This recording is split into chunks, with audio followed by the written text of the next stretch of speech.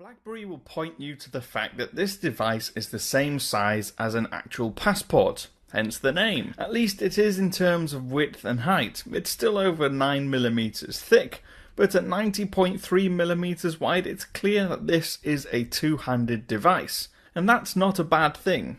It gives ample room for a large physical keyboard. But make no mistake, this device is beautiful. Its glass front, matte black keys, metal chassis and frets give it an incredibly classy look. It's well built and solid. And what's more, all the buttons have a great click. Nothing about it feels cheap. Even the matte finished back feels great in hand. Or hands, as it is in this case, thanks to the smooth texture and curved sides. Unlike many BlackBerries of old, the battery isn't removable. The only part you can take off is the top panel on the back where the micro SD and nano SIM readers live. The glass panel on the front gently curves towards the edges, matching the curves on the edge of the keyboard. Metal accents and black matte plastic and curves just meet everywhere to create a device that looks brilliant. Anyone coming from an Android or iOS device will find the shape a little unusual, but you can't deny the craftsmanship and quality of materials, and how they've been put together. If we talk about that keyboard, I've already published an in-depth look at the keyboard, and in short, it's a 3-row 29-button physical QWERTY. Each of the rows is divided by the trademark metal frets, and each button is large and tapered, making them really easy to type on. But I can't help but feel that an extra row is needed. For the obvious punctuation marks, numbers and shift keys, you have to rely on a row of virtual keys on the bottom of the display. And trying to type switching between virtual and physical keys is quite confusing to the senses. 1 second you've got a really nice resounding click, the next you're just pressing a bit of glass with a fake sort of clicky sound.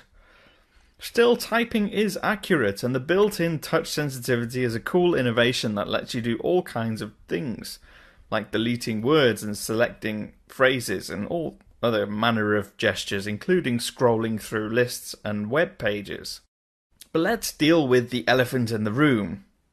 This is not a device designed for media consumption. BlackBerry never made it for that, so to kind of judge it based on that is a little bit silly. And the display kind of makes that very clear. It's a 1440 by 1440 4.5-inch square LCD display. Viewing videos or playing games isn't very good on it because it doesn't take up much of the screen, or it cuts off some of the content on the sides. But browsing the web, editing documents and reading emails is world class. You just seem to see much more of the text on the screen at once without having to zoom in and out or scroll lots of times through the list to get the whole picture. It's 453 pixels per inches, which means that it's really sharp. Text is nice and crisp and animations are smooth. Viewing angles are good too, although it does have a tendency to make whites a little pinkish when you view it at certain angles. The BlackBerry Passport comes shipped with BlackBerry OS 10.3, and that comes loaded with all the stuff that we know and love about BlackBerry 10 plus a few extra bits.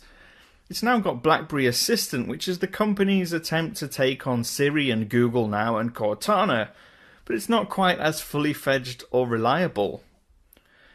It's great for messaging, emails, finding out weather and directions to various locations, but when you're trying to find out information about, let's say, sports teams or sports players, the information can be either old or just not there at all. But for me, more important than this is that BlackBerry has tried to deal with the whole ecosystem and lack of developers by incorporating Amazon's App Store. You can install any apps available on Amazon's App Store and load them on your device.